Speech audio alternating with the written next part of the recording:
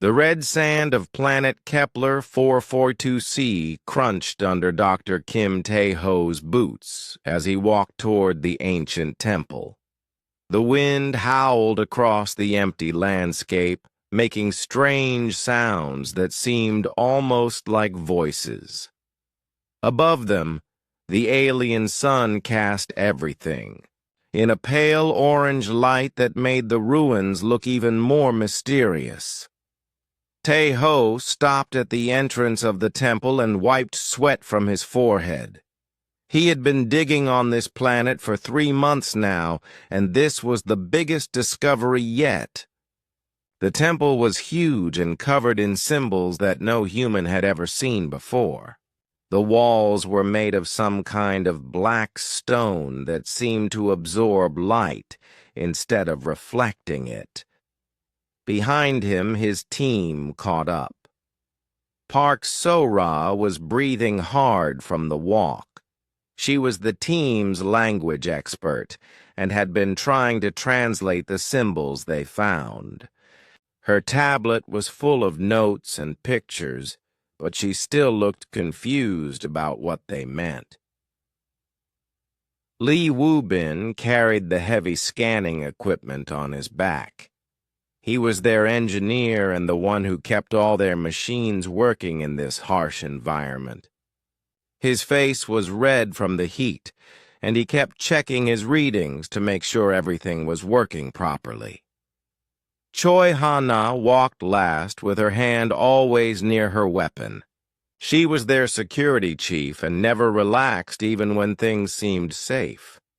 Her eyes moved constantly, watching for any signs of danger. On a planet this far from Earth, you could never be too careful. The temple entrance was a tall archway covered in more of those strange symbols. So-ra held up her scanner and started taking pictures. The symbols seemed to move and shift when she wasn't looking directly at them, but when she focused on them, they stayed still.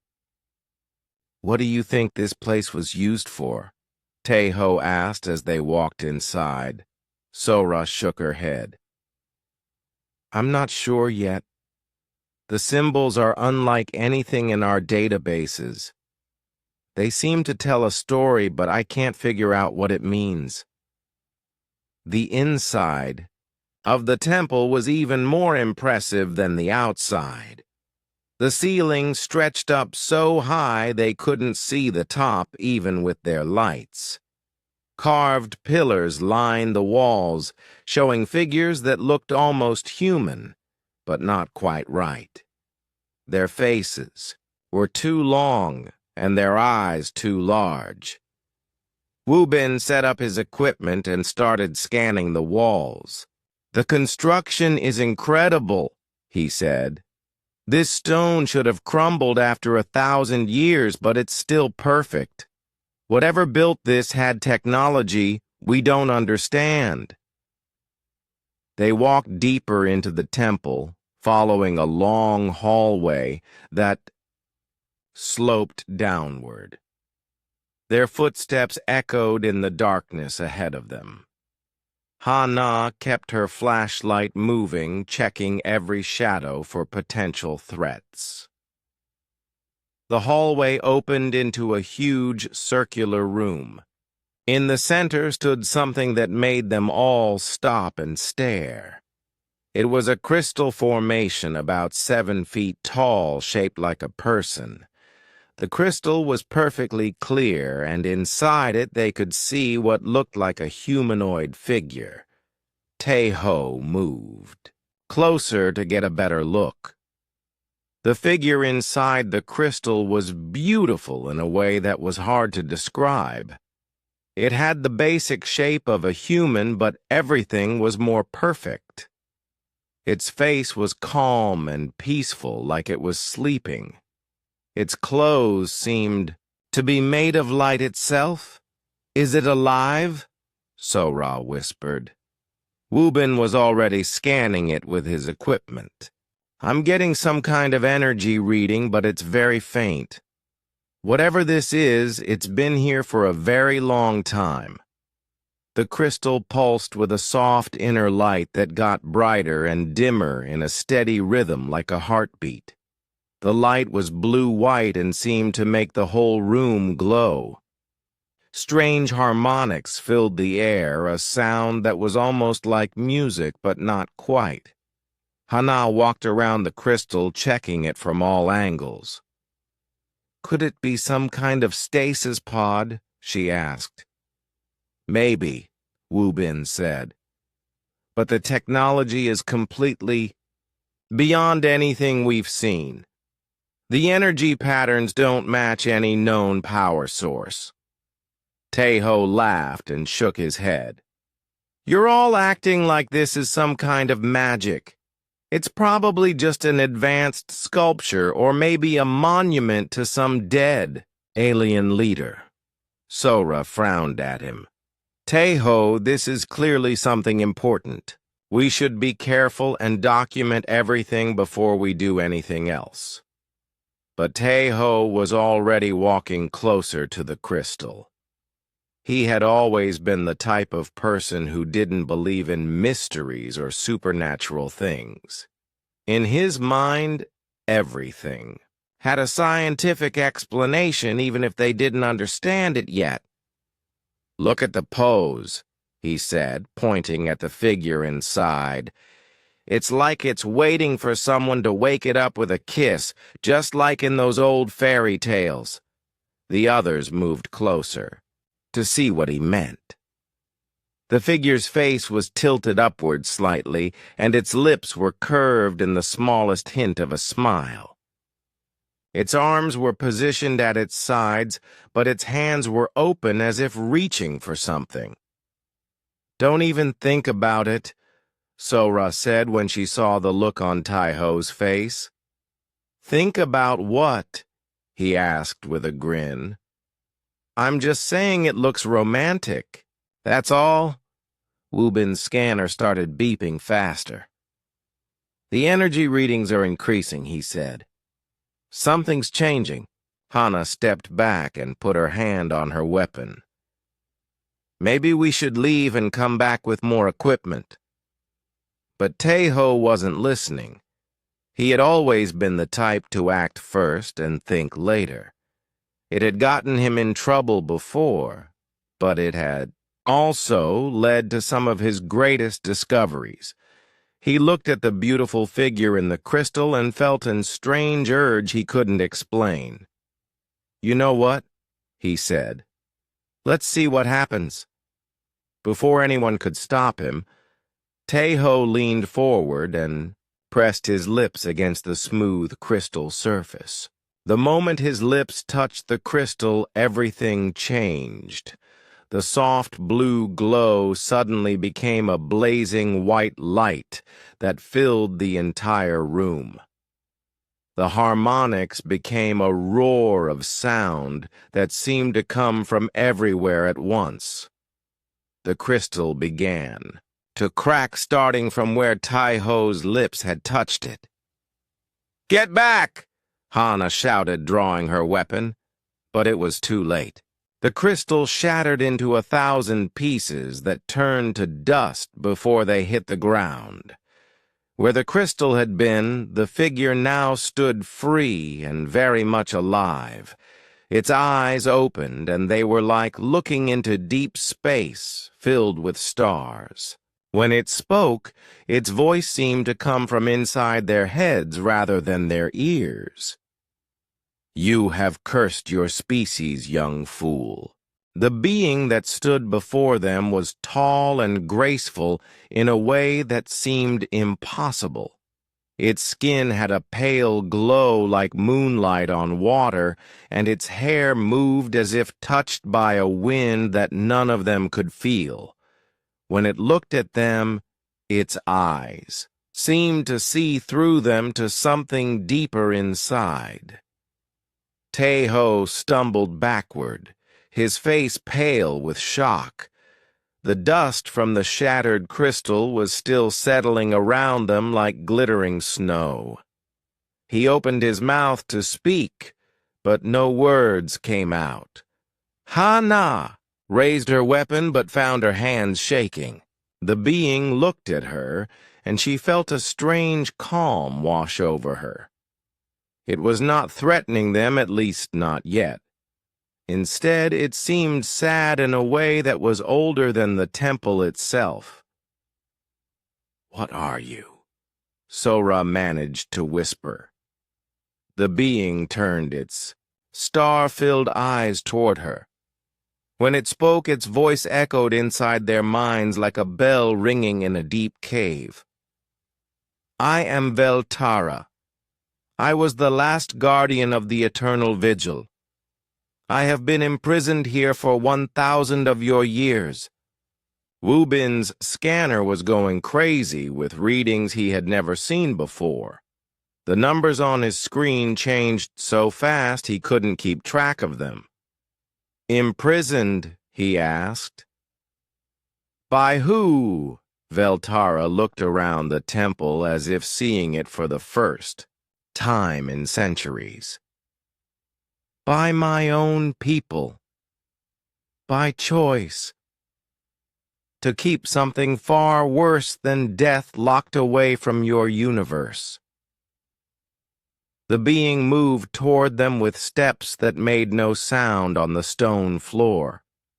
As it walked, the temperature in the room seemed to drop. Their breath began to form small clouds in the suddenly cold air.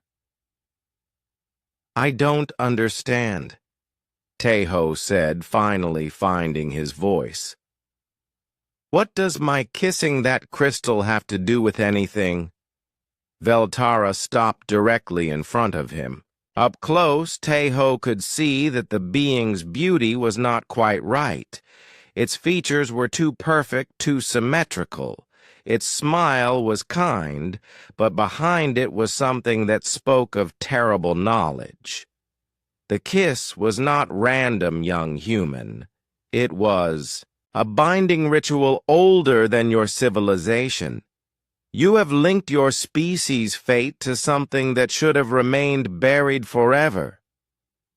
Sora stepped forward despite her fear.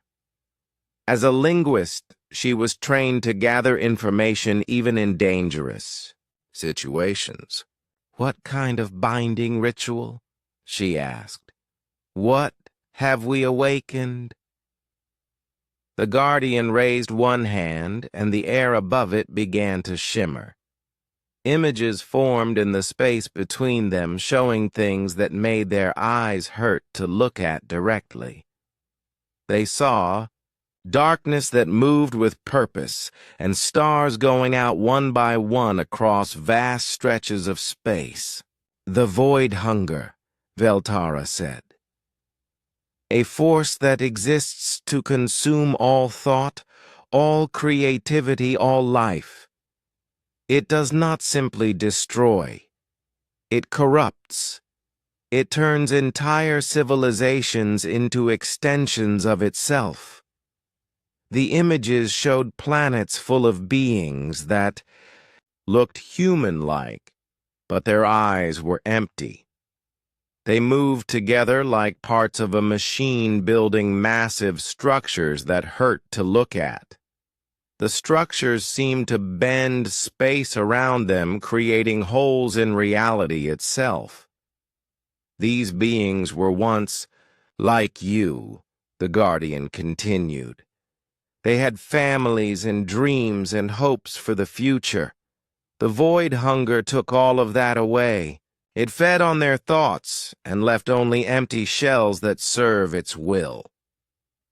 Wubin lowered his scanner. The readings were too strange to make sense of anyway. "If this thing is so dangerous, why didn't you just destroy it instead of locking it away?" Veltara's expression grew even sadder. "Because it cannot be destroyed. It is not a creature or a machine. It is an idea given form, an idea that perfect order and control are better than the chaos of free will. Once that idea takes root, it spreads like a disease." Hana finally lowered her weapon. Whatever this being was, it didn't seem to want to hurt them. "So what happens now?" she asked.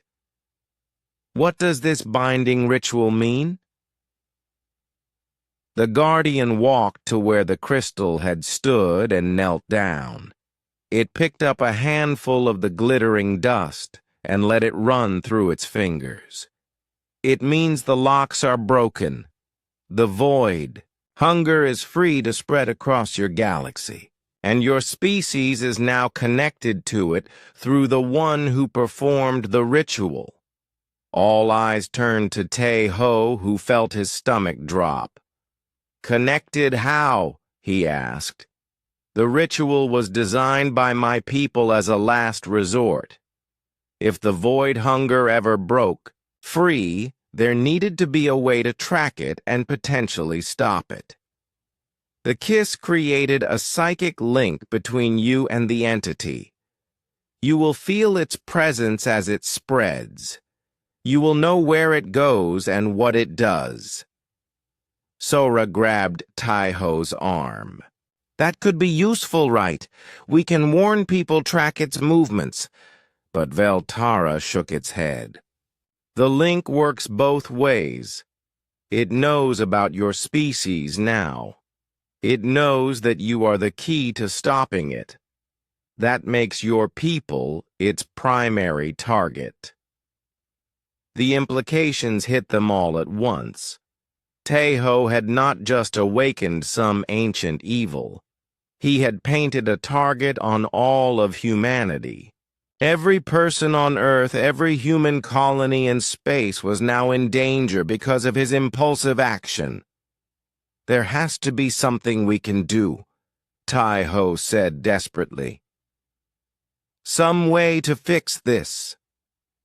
Veltara stood and looked at each of them in turn. "Perhaps. My people chose your species for the ritual for a reason. You humans are different from most life forms in the galaxy." "Different how?" Wubin asked. "You are chaotic, unpredictable. Most species that achieve space travel do so by becoming more ordered, more controlled. You became advanced while remaining wonderfully random. The void hunger finds such chaos difficult to understand and therefore difficult to control." Hana frowned. "So our biggest weakness is actually a strength." "In this case, yes. But that protection is not permanent. The void hunger learns quickly. It will study your species and find ways to corrupt you just as it has corrupted countless others." The guardian moved toward the entrance of the chamber. "We must leave this place immediately. The ritual has sent a signal across space. The void hunger knows where we are, and it is coming." "Coming here?" Sora asked. "Not yet. It will start with smaller targets first. Isolated colonies, ships traveling between systems. It will test your defenses and learn your weaknesses before it strikes at your homeworld." They gathered their equipment quickly, following Veltara toward the surface. As they walked, the Guardian continued to explain. "The entity moves by corrupting the minds of its victims. It shows them visions of perfect worlds where there is no war, no suffering, no uncertainty. Many choose to accept its gift willingly." "What happens to those who resist?" Tae-ho asked. Veltara paused at the temple entrance. "They become servants anyway. But they remember who they used to be. They watch themselves build weapons to use against their own families. They feel themselves forget the faces of their children. They experience every moment of their transformation and can do nothing to stop it." The wind outside had grown stronger. In the distance, they could see their ship waiting for them. But as they walked toward it, Tae-ho felt something strange. A whisper at the edge of his mind, like someone calling his name from very far away. The binding had begun. The journey back to their ship felt longer than it should have.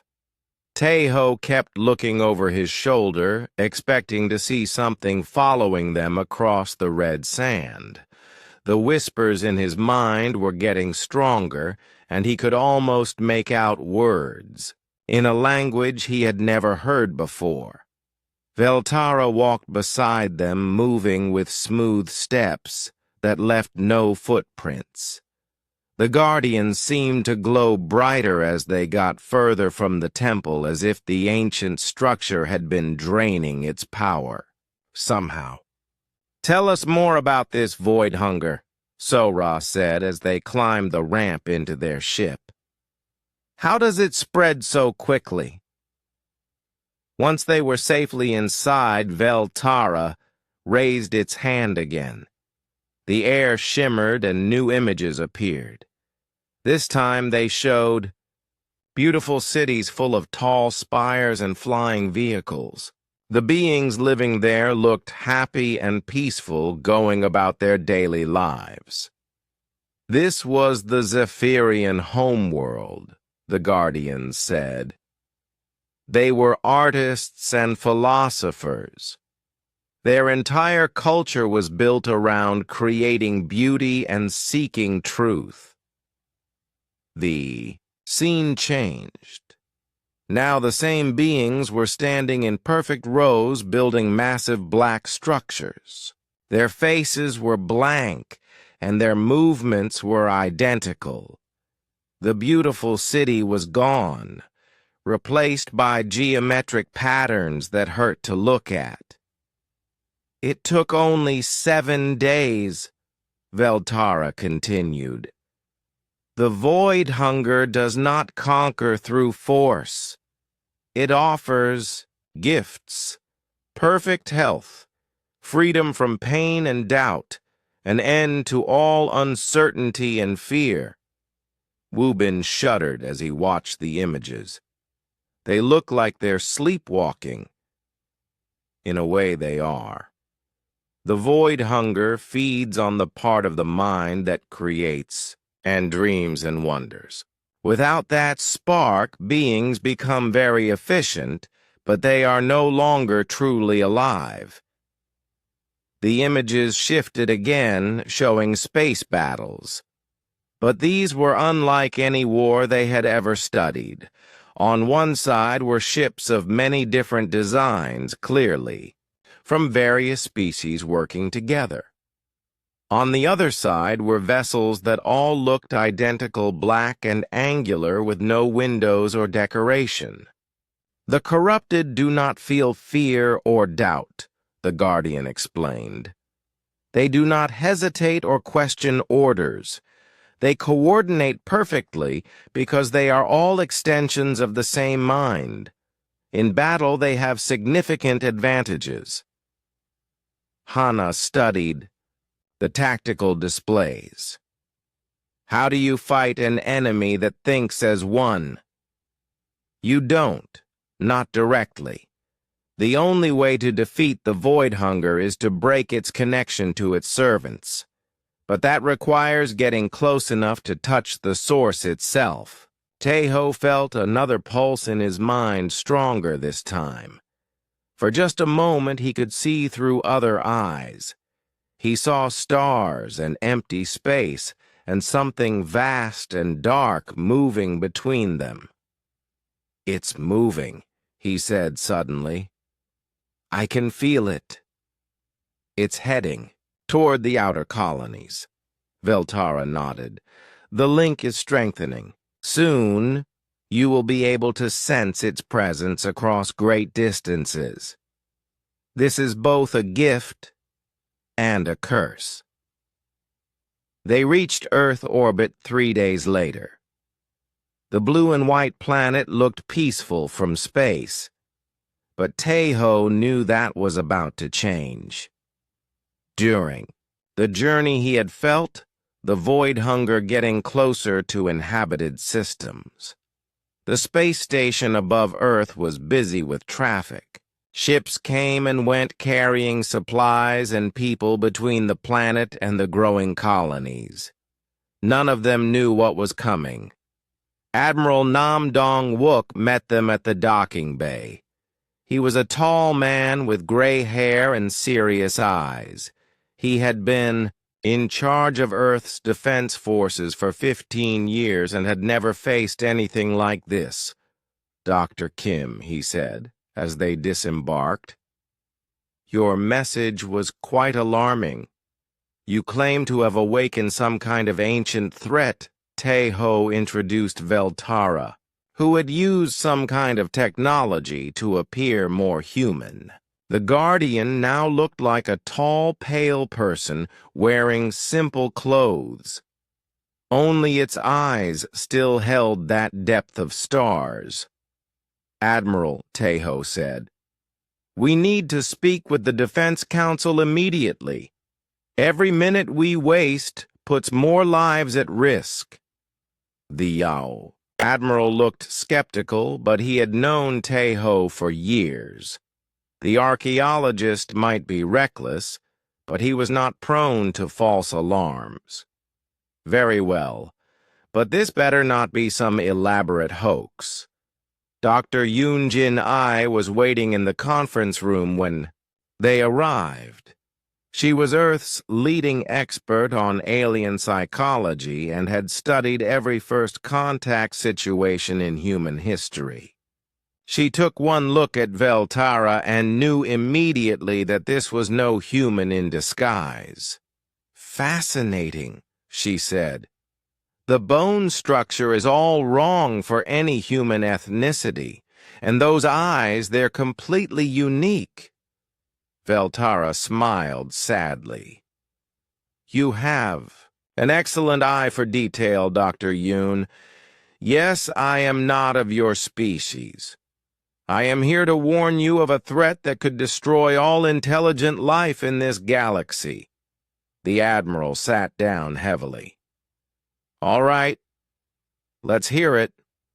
They spent the next 2 hours explaining everything. Veltara showed them the same images it had shown the archaeological team. The Admiral's face grew paler with each revelation. "You're telling me that this void hunger can turn entire populations into mindless servants," he said. "Not mindless," the Guardian corrected.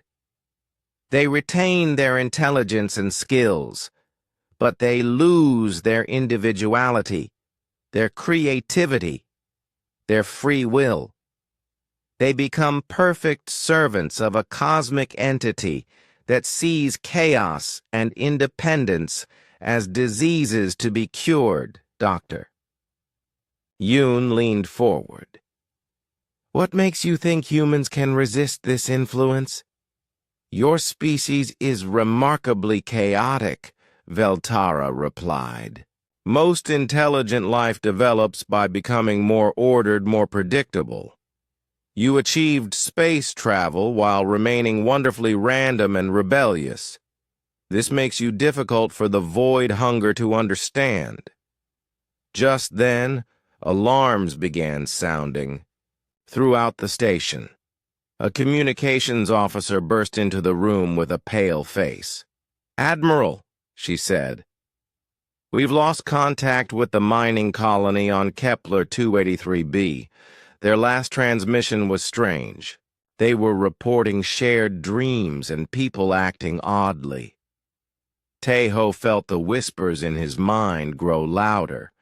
Through the psychic link, he could sense satisfaction from something vast and hungry. The first strike had begun. How many people were on that colony? Dr. Yoon asked quietly. 50,000, the officer replied. Veltara stood up. They are gone. Not dead, but lost. The Void Hunger now has 50,000 new servants and access to all their knowledge about human technology and culture. The Admiral activated the emergency protocols.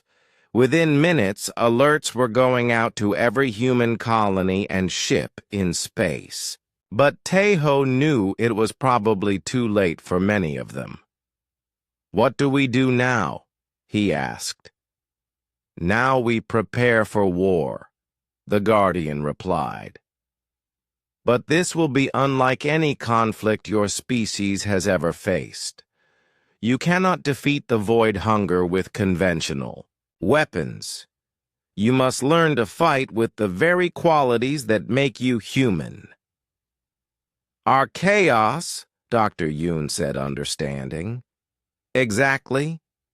Your unpredictability, your creativity, your stubborn refusal to follow rules. These are your greatest weapons against an enemy that thrives on order and control." Outside the viewport, Earth turned slowly in the darkness of space. Soon that peaceful blue world would be the last free planet in the galaxy. The war for humanity's soul was about to begin. The reports came in faster than anyone could process them.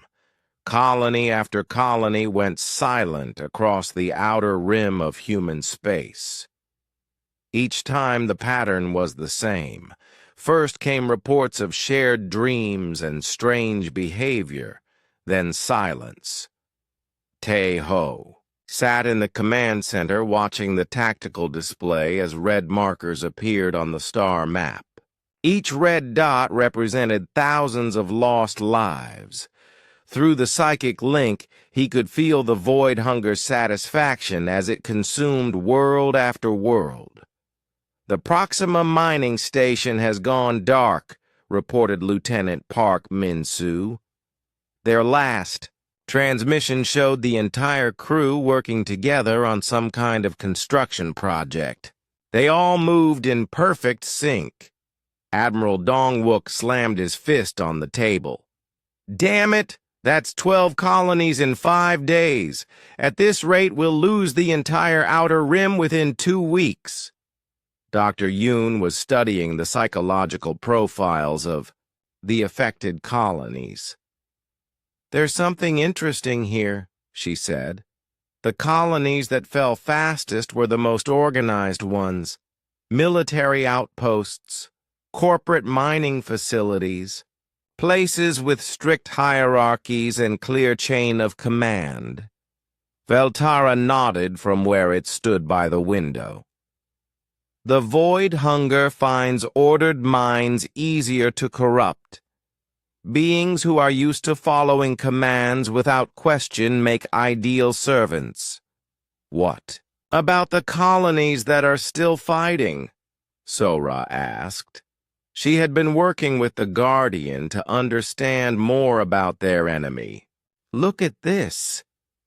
Dr. Yoon pulled up a file. "New Bohemia Colony. It's full of artists and free thinkers. They've been under attack for 3 days, but they're still sending messages. Their resistance is completely chaotic, but it's working. The latest transmission from New Bohemia played on the main screen. A woman with paint on her face and wild hair was shouting into the camera. The shadow things keep trying to make us build their weird geometric crap, but we keep messing it up on purpose. Kim Hye-jin painted flowers all over their control panel, and now it just plays music.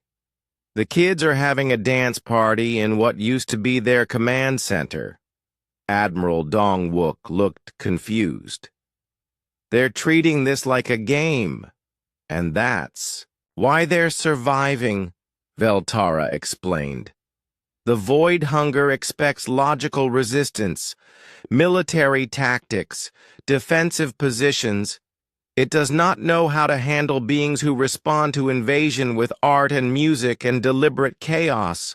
But even as they spoke, more red markers appeared on the map. The entity was learning quickly. Its latest attacks were more sophisticated, showing that it was adapting to human unpredictability. "Sir," another communications officer called out, "we're getting reports from Earth itself. People in major cities are reporting shared nightmares. Artists say they're creating works they don't remember making. Scientists are developing technologies with purposes they can't explain." Tejo felt a chill run down his spine. The whispers in his mind were constant now, a background murmur of alien thoughts.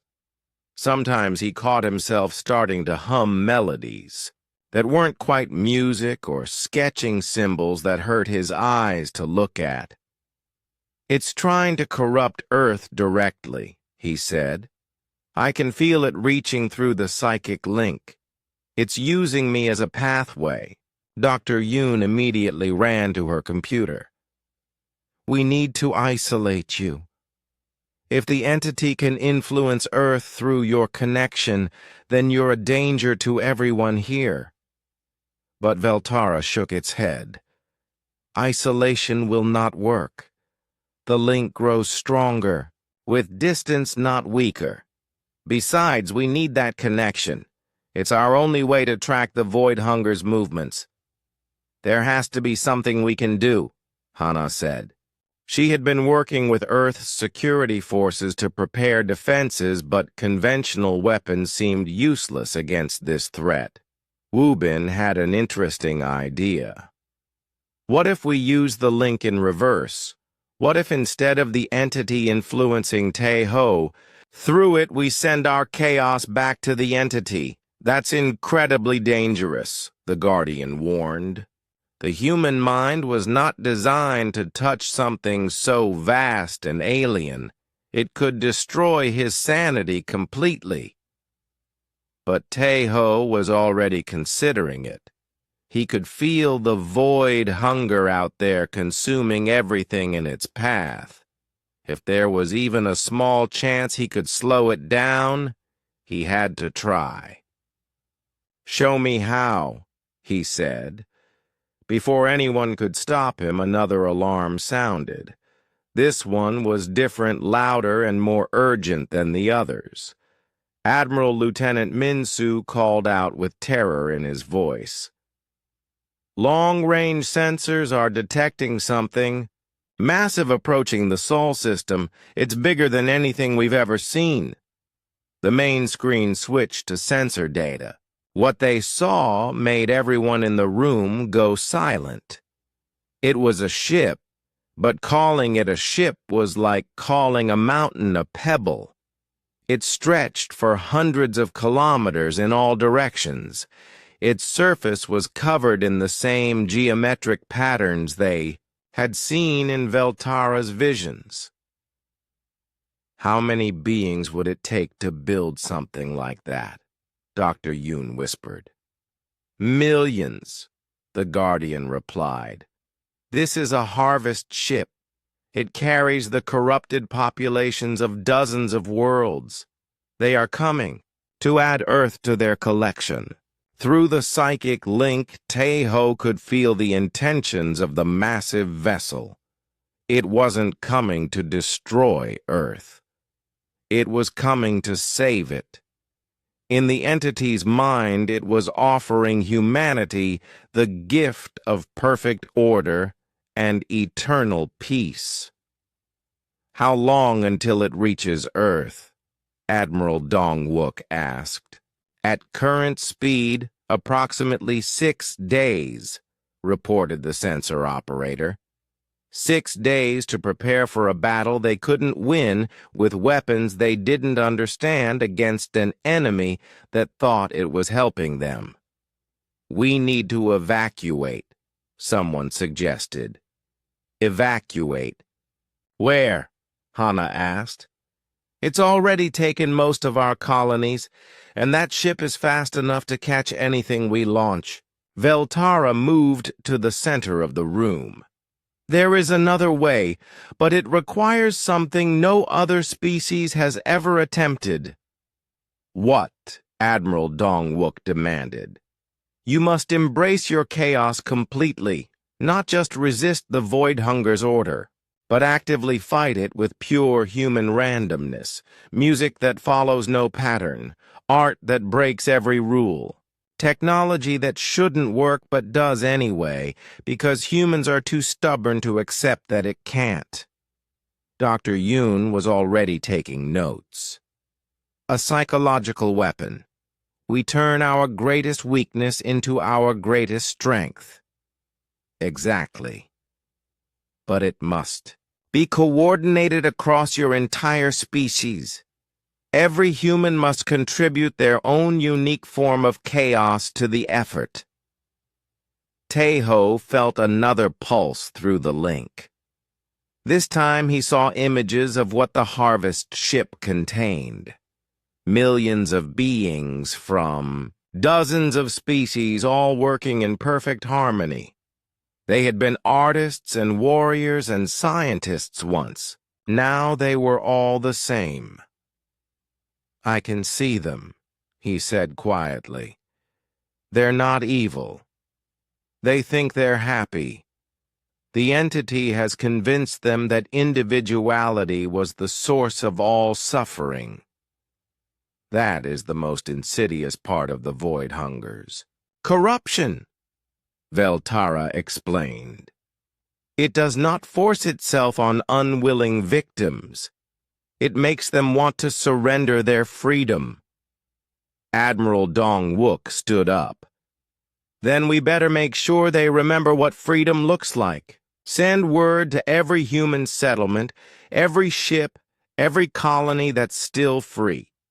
Tell them to prepare for the strangest war in history. What are our orders, sir? Lieutenant Min-soo asked. The Admiral looked out at the stars where humanity's future would be decided in 6 days. Tell them to be as human as possible. Captain Oh Hyun-soo had never thought his reputation for reckless flying would save the galaxy. His ship, the Dancing Fool, was known throughout the outer colonies for its captain's complete disregard for standard military tactics. Other pilots called him crazy. Today, that craziness was keeping his crew alive. The corrupted fleet had caught them near the asteroid belt around Kepler 438. 12 pristine black ships moved in perfect formation, trying to box in the Dancing Fool. Their movements were calculated and precise, designed to cut off every possible escape route. Captain, they're herding us toward the gravity well, reported his navigator, Lee Da-young. Standard evasion patterns won't work. They've predicted every move we could make. Hyun-soo grinned and reached for the manual controls.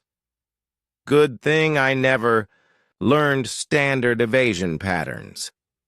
He pulled the ship into a spiral dive that should have torn the hull apart. Then he fired the engines in a sequence that violated every rule of physics he had ever been taught. The Dancing Fool lurched sideways, spun 3 times, and somehow ended up behind the enemy formation. How did we not die? Asked Gunner Yoon Sang-ho. Because I have no idea what I'm doing, Hyun-soo replied cheerfully. And apparently neither do they.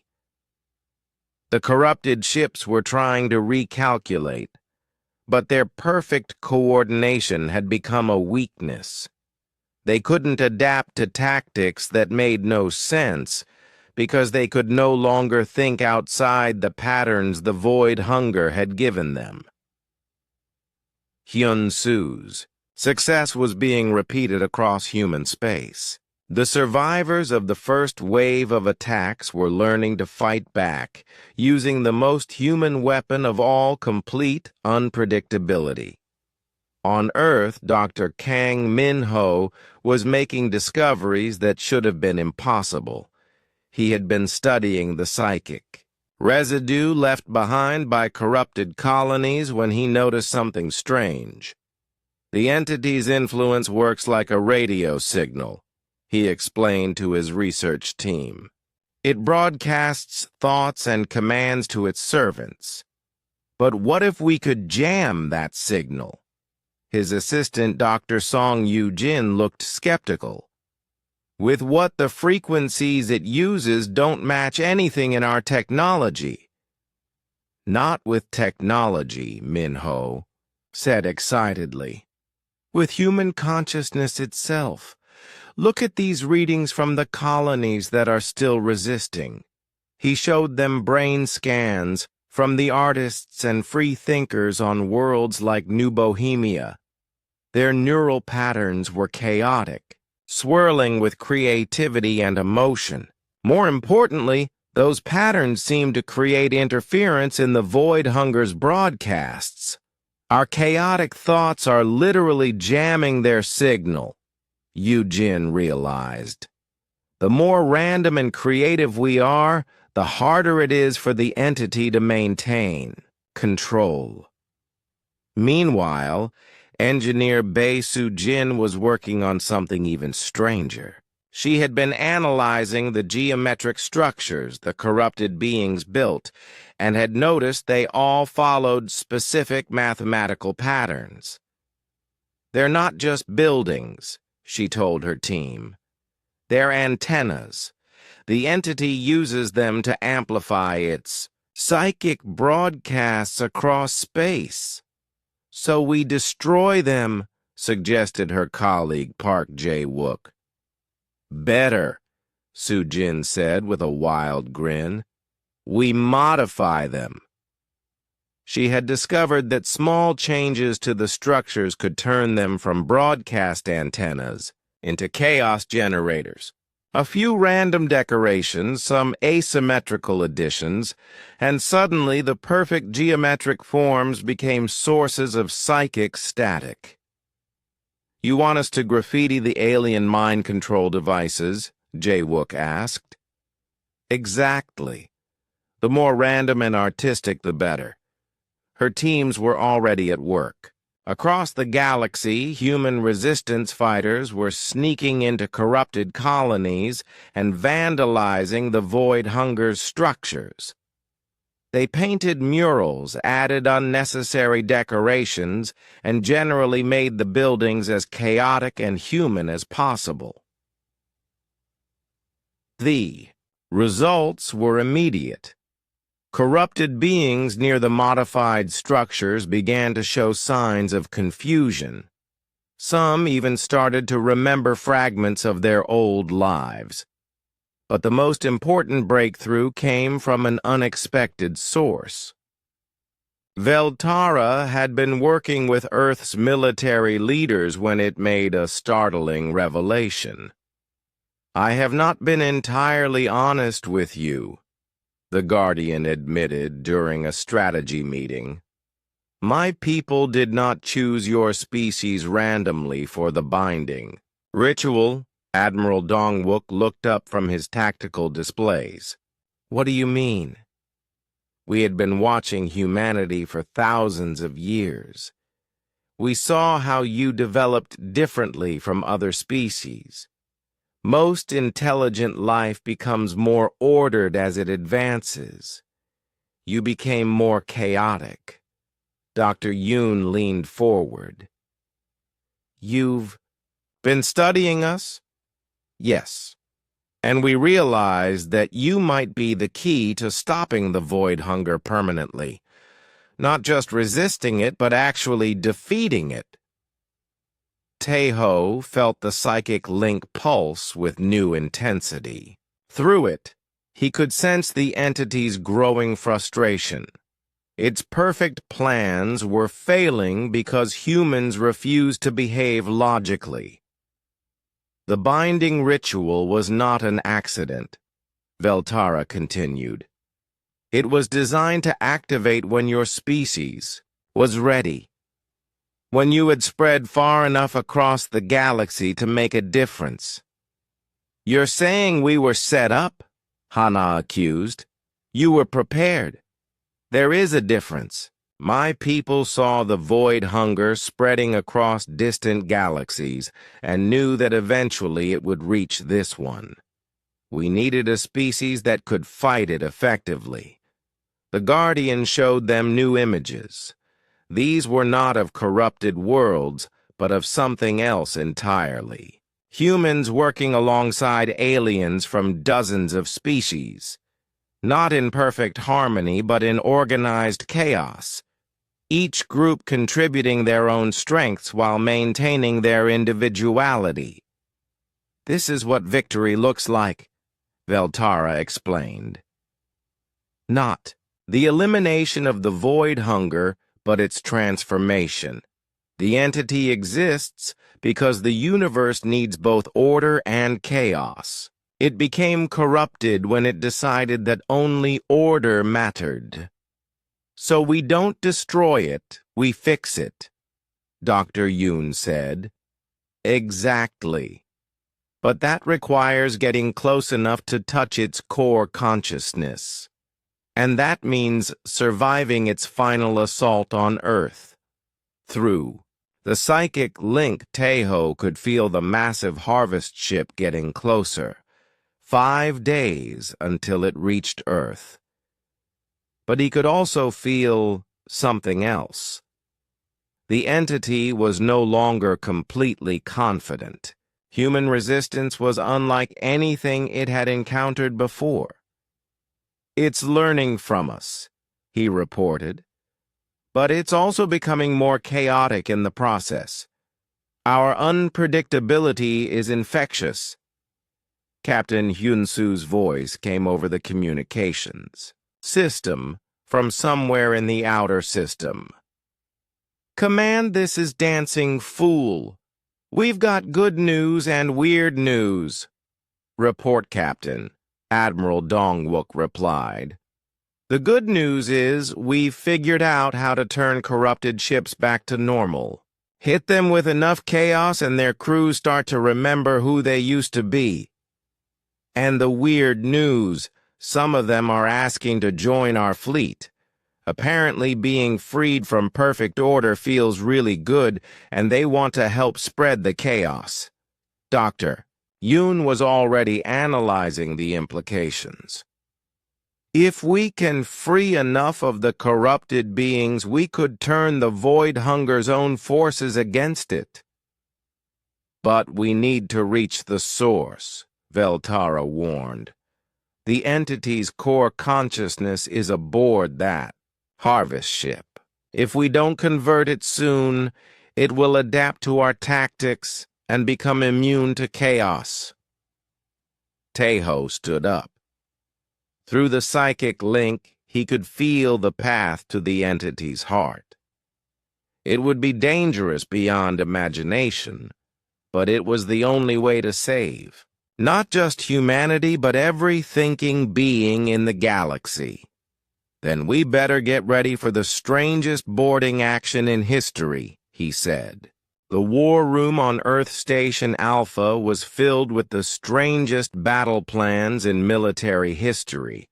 Instead of weapon deployments and troop movements, the walls were covered with art projects, music compositions, and random poetry. Admiral Dong-wook still looked confused by it all, but the results spoke for themselves.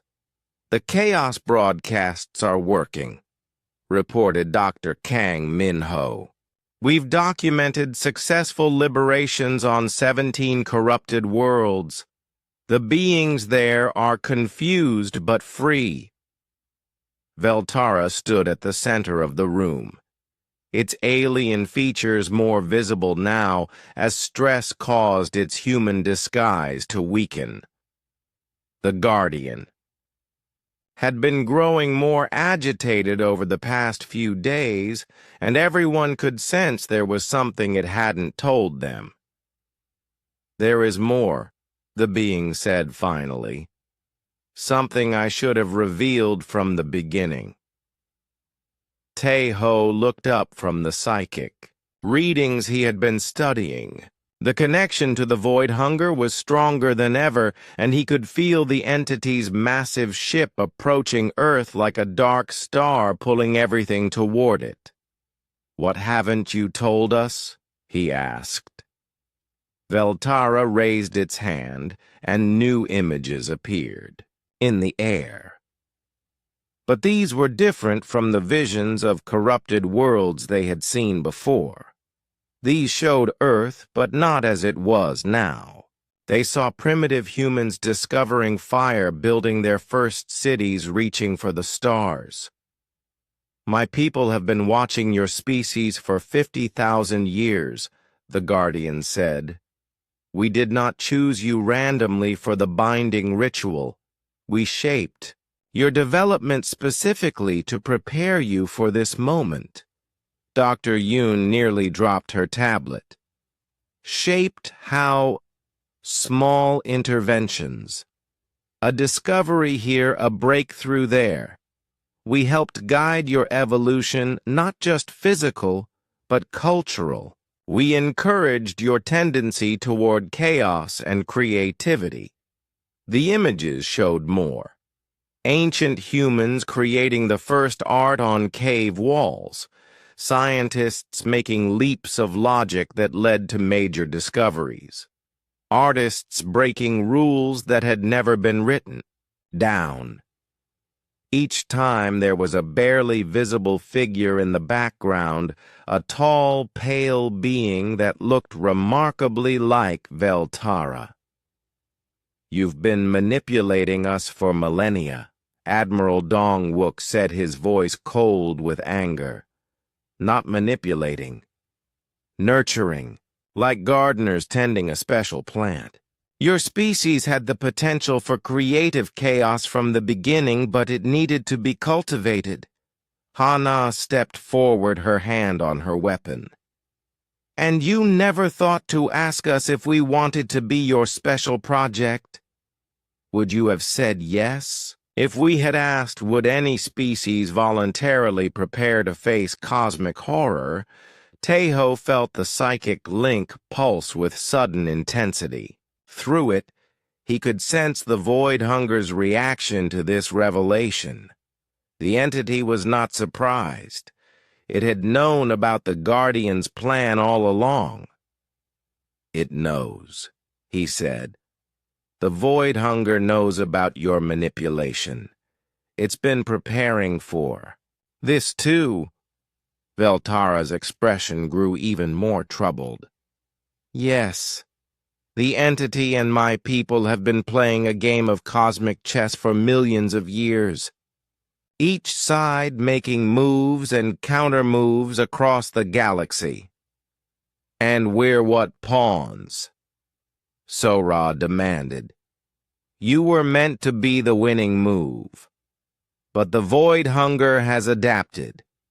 It learned to corrupt the very chaos we taught you to use against it." The images changed again, showing recent battles where human unpredictability had failed. Corrupted forces that moved chaotically but still served the entity's will. The void hunger was learning to be random while maintaining perfect control. "So what now?" Wubin asked. "If our chaos isn't enough, what else do we have?" Veltara looked directly at Taeho. "The binding ritual created more than just a psychic link. It made you partially connected to the entity itself. You are no longer entirely human." Everyone in the room stared at Taeho, who felt a chill run through him. The whispers in his mind were constant now, and sometimes he found himself thinking thoughts that weren't his own. "What does that mean?" he asked quietly. "It means you can do something no other being in the galaxy can do. You can touch the void hunger's core consciousness directly and survive the contact. But doing so will change you permanently." Dr. Yoon was already running scans on Taeho with her medical equipment. His brain patterns are definitely changing. There are new neural pathways forming ones that don't exist in normal human anatomy. The entity is in my head, Tejo realized. Not controlling me, but connected to me. I can feel what it feels, think what it thinks. And what does it feel? Veltara asked urgently. Tejo closed his eyes and let the connection deepen. Through the psychic link, he touched the vast, alien consciousness that had consumed countless worlds. What he found there surprised him. It's not evil, he said. It's lonely, incredibly lonely. It corrupts other beings because it wants them to be like it. It can't understand why anyone would want to remain chaotic and individual when they could be part of something perfect and eternal. The entity sees chaos as a disease, the Guardian confirmed. In its mind, it is healing the universe by bringing order to everything. But it's wrong, Tejo continued. I can feel its memories. It used to be different. It used to create things. Beautiful things. But somewhere along the way, it decided that chaos was the source of all suffering. Through the link, he saw the entity's origins. It had once been a being of pure creativity that brought new ideas and art to young civilizations. But it had seen so much war and suffering caused by disagreement and conflict that it had gradually convinced itself that the only solution was perfect unity. The void hunger is what my people were before we learned to balance order and chaos, Veltara said sadly. We tried to warn it, tried to show it another way, but it was too afraid of losing control. So, it's not actually evil, just scared, Hana said, terrified.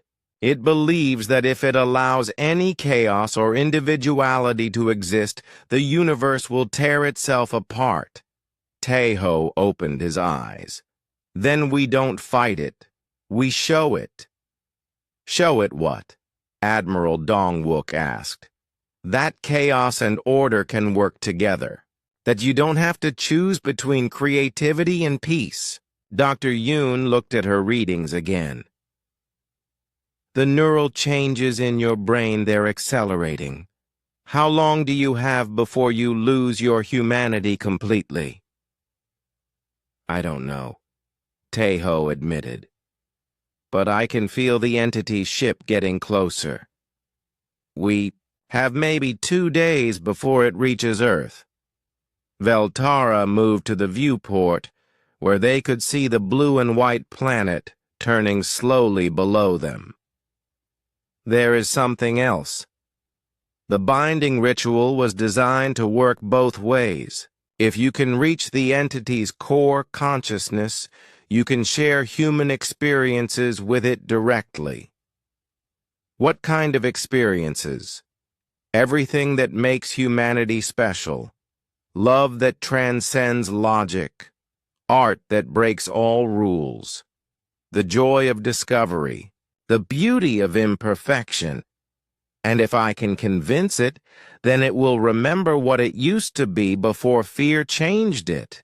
It will become creative again instead of controlling. Tejo felt another pulse through the psychic link. The massive harvest ship was decelerating as it approached the solar system. Aboard it, millions of corrupted beings were preparing for what they believed would be humanity's salvation. I need to get to that ship, he said.